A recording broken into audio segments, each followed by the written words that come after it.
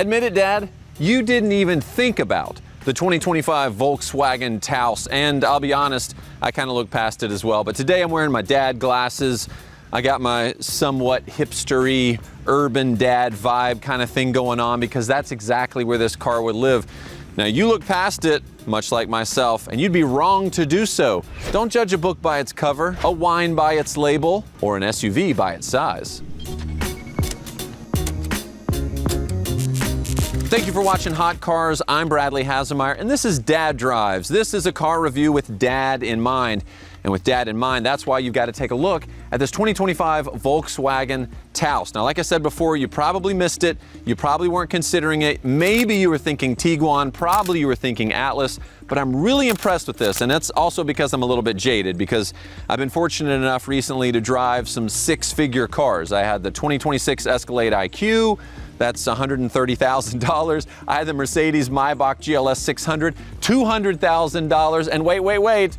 I went for a ride recently with McLaren, and I had 24 hours with the $350,000 750S. So when I find out that you can get a new car for $27,500 with all the new safety tech, a lot more cargo space than you would expect, especially looking at this compact SUV right here, as well as the drivability, the fun that a 1.5 liter turbo can somehow provide.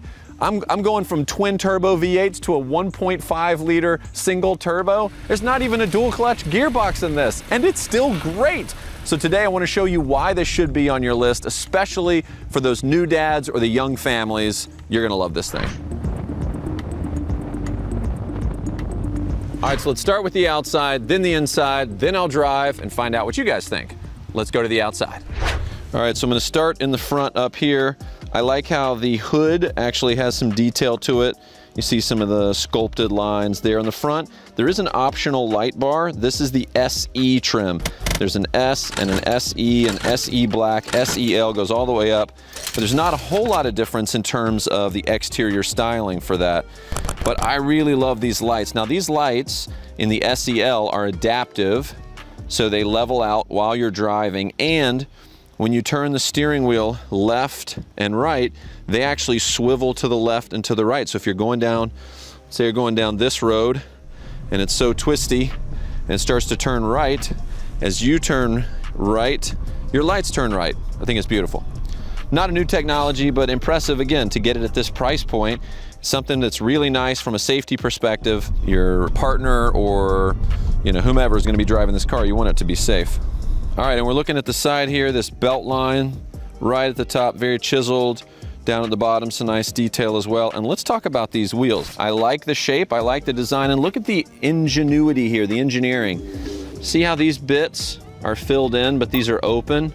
Technically, the most aerodynamic would be if it was totally filled in because the air would just brush across, but then you lose some of that sport element of being able to see the brakes. So Volkswagen kind of said, let's go 50-50 on it. And I really like that move.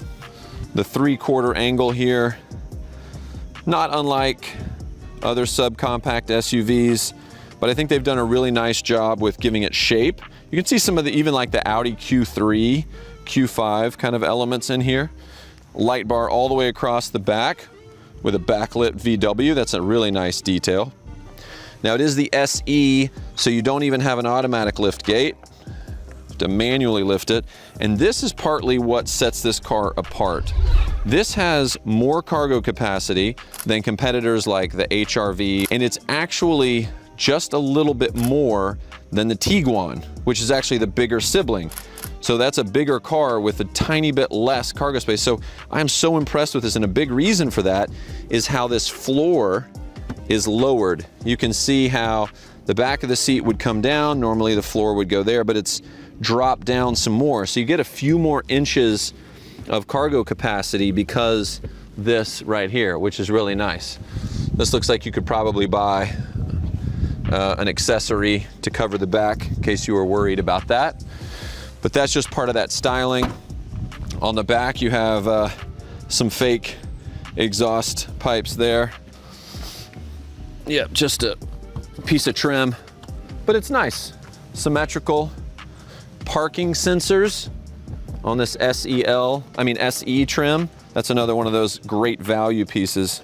So overall, the exterior with the roof rack, 19-inch wheels, that bold light bar across the back with the backlit VW, the shape of it. I'm really digging what they're doing here with this Taos. But let's head inside. Let me show you some of what they've done for 2025. I'm loving what's coming with this SE. Again, you got the S, which is the base, SE Black, which adds like some black trim and gloss black and stuff to the outside, and then SEL, which is the luxury side. But this SE is a great value proposition for 28,000 bucks basically. Cloud text on the seat.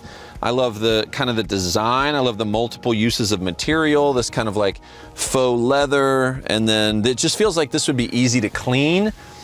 We had a sofa like this. It was kind of this like micro fiber suede, and it was so easy to clean, and that's massively important, of course, for dad life. I also like, from the driver's perspective, because you're the one driving the car or your spouse is driving the car, it's important what it looks like up here, right? Yes, we'll talk about second row in a second, but like, what are you getting visually up here? And it's mixed material. I love this black gloss right here with this brushed aluminum. It's plastic. Both these are plastic, mind you, but the coloring of it, it doesn't look cheap. This is like this leatherette material on the dash that goes all the way across. The design of all that, very symmetrical, very nice. The steering wheel, look at that, even like a little flat bottom. Even just like a little just like bzz, just off the bottom. I love that. Lots of controls here. So the screen here in the SE version is completely customizable. I can adjust on the right side and the left side. I can change the various views of what I'm getting on the dash. Flipping through, I can adjust, oh, let me pick the right side. I'm on distance time. I can go down to average speed or navigation. Pick that. I can adjust the left side to see what I want. Maybe it's not the most beautiful screen you've ever seen, but it has all the information you need. It's nice, it's clear, it's crisp. Oh, one touch up and down windows. Chef's kiss. One touch. One touch. Every vehicle should have that. Thank you, Volkswagen. Rear windows, front windows. Quick action lock, locking the kids out of those windows if you need to. Wireless CarPlay is in here. A wireless charger is in here. Again, value, guys. What are we talking about here? This is impressive. Parking sensors. I've got park distance sensors in the front and the back beeping at me. I've got a rear view camera, of course. Pretty much most cars have that now. USB-C chargers in the front. I've got room for small water bottles here. But my big water bottles that I have fit in the door, so I'm set to hydrate the whole family. Little tiny storage here. If you don't want to use the charger, you've got a little here. Tiny little cubby here for the center console. It is what it is. Again, not a huge car. Decent glove box if you got to throw some things in there like gloves. I'm impressed by the speaker system. It's not even upgraded. It's just standard, so I love that. This 8-inch screen is great. It doesn't need to be bigger than that. It's like kind of built in, kind of like pops out a little from a design standpoint. It's fine for me. It's responsive enough. I will say twice though, the screen has disconnected from my CarPlay. I don't know why. And then it reconnected. I don't know. I can't explain that. That's one of those things that's like, maybe it's a hiccup. I don't know. Software, but worth pointing out. I've lived in it for a week and these are the things that have happened. All the climate down here. Not quite climate buttons, but it is easy to access with a simple touch. It's not haptic, so you don't get that little buzz back, but very responsive. And there's sliders, so you don't just touch cold, touch hot. You can actually drag from cold to hot and heat it up quickly or vice versa. Same with volume, and they're backlit, which is a great move. They haven't always been that way, so that's nice. Menu off. Dual climate zone. Again, standard, SE. This is really nice. I also love heated seats are standard. That's important. This leatherette and cloud text is what they call it. Cloud text, something like that. All my exes live in Cloud, Texas.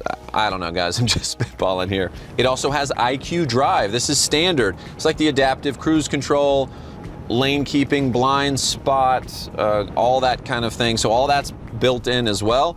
And it has kind of an ability to semi-autonomous drive, so you can switch on. It's like a travel helper basically. So when you're on the freeway, it'll help steer and it'll help mitigate your gas and your brake. It's not Super Cruise and it's not what Tesla's doing, but is different, but pretty cool that again, you're getting all of this for less than $30,000. Now let's go to the back seat and see what your kid's life is like. All right, welcome to the back seat. I'm 6'1". I've got this much room. That's probably 6 or 7 inches between 6'1" me in the front and me in the back. Of course, my kid's car seat is right here. Plenty of elbow room for those teens that, you know, are forced to sit in the back with their sister or their brother. Drop down cup holder, split through armrest type of thing.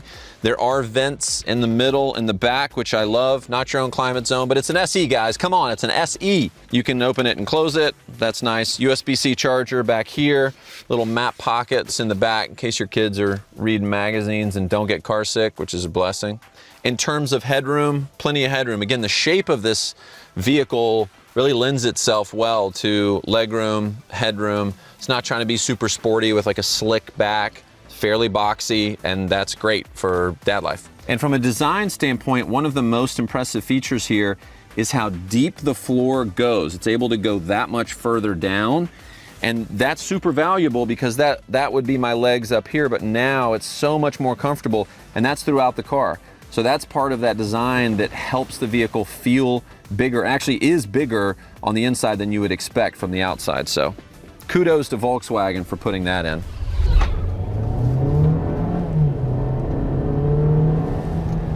All right, pretty good sound from this 1.5 liter 4-cylinder turbo. No, it is not the DSG dual clutch. This is just a traditional transmission. They adjusted that from 2024.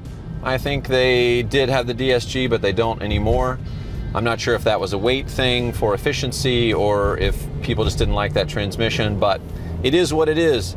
You do not have drive modes, so I can't put it in Eco, Sport, or Comfort unless you get the 4Motion. That's their all-wheel drive, which I always recommend going to all-wheel drive. I just think having that little extra protection, that extra help while you're out living your life, driving in the rain, the snow, whatever.